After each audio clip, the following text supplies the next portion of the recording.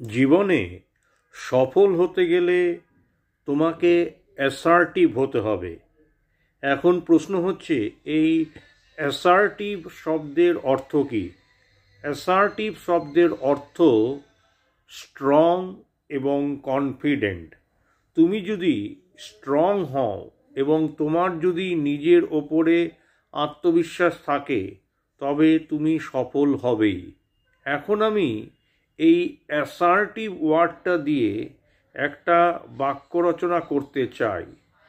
Pritam was successful in his business because he was assertive.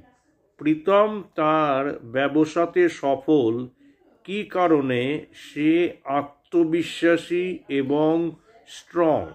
তুমিও একটা বাক্য রচনা করে কমেন্টে লেখো।